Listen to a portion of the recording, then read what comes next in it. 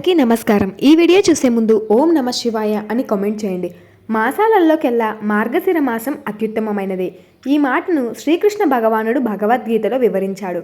అందుకే మాసానం మార్గశిరోహం అంటారు.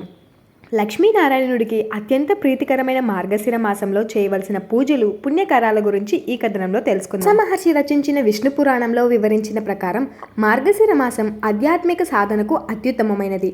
ఈ మాసంలో కృష్ణుడికి ప్రత్యేక పూజలు చేయాలి. ఈ మాసంలో శ్రీకృష్ణుని పూజిస్తే అనేక శుభ ఫలితాలు ఉంటాయి. ముఖ్యంగా చిన్ని కృష్ణుడి భజనలు కీర్తనలు చేస్తూ ఉండడం వలన కృష్ణుని కృపా కటాక్షాలను పొందవచ్చు.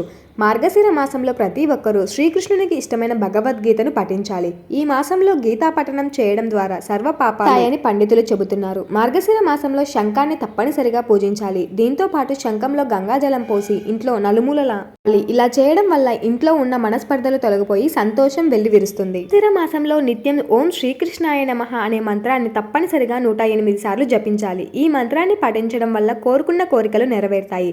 మార్గశిర మాసంలో రోజు తప్పనిసరిగా ఓం నమో భగవతే దేవాయ అనే మంత్రాన్ని జపించడం ద్వారా విష్ణుమూర్తి అనుగ్రహాన్ని పొందవచ్చు. పరమ పవిత్రమైన మార్గశిర మాసంలో ఇంట్లో కానీ బయట కానీ తగాదాలకు కూడా దూరంగా ఉండాలని పండితులు చెబుతున్నారు.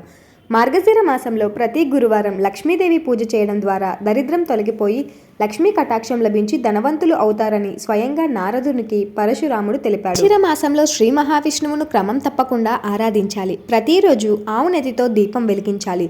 ఆ వెలుతురులో విష్ణు సహస్రనామం భగవద్గీత పారాయణం చేయడం ద్వారా విష్ణువు కటాక్షం లభిస్తుందని విష్ణు పురాణం చెబుతుంది. మార్గశిర మాసంలో సూర్యుడు ధనుషు రాశిలోకి ప్రవేశించడంతో ఏర్పడే ధనుర్మాసం విశిష్టమైనది. ధనుర్మాసంలో ప్రతి ఇల్లు అందమైన ముగ్గులతో గొబ్బెమ్మలతో తనకలాడుతుంది. ధనుర్మాసంలో ఏకాదశి రోజున గీత పుట్టింది. ఈ రోజు గీతా పారాయణం చేయడంతో పాటు భగవద్గీత పుస్తకాలను దానం చేయడం వల్ల మోక్షం లభిస్తుందని శాస్త్రవచనం. ధనుర్మాసం మొదలయ్యాక వైష్ణవ ఆలయంలో తిరుప్పాలపై పేరిట జరిగే విష్ణుమూర్తి ఆరాధన అత్యంత మూలదాయకం. ధనుర్మాసంలోనే గోపికలు కాత్యాయని వ్రతం ఆచరించి శ్రీకృష్ణుని భర్తగా పొందినట్లుగా తెలుస్తుంది. అందుకే వివాహం కావలసిన వారు మార్గశిర మాసంలో వచ్చే ధనుర్మాసంలో కాత్యాయని వ్రతం చేయడం వలన వివాహం జరుగుతుందట. ఈ నచ్చితే లైక్ చేసి షేర్ చేసి సబ్స్క్రైబ్ చేసుకోండి.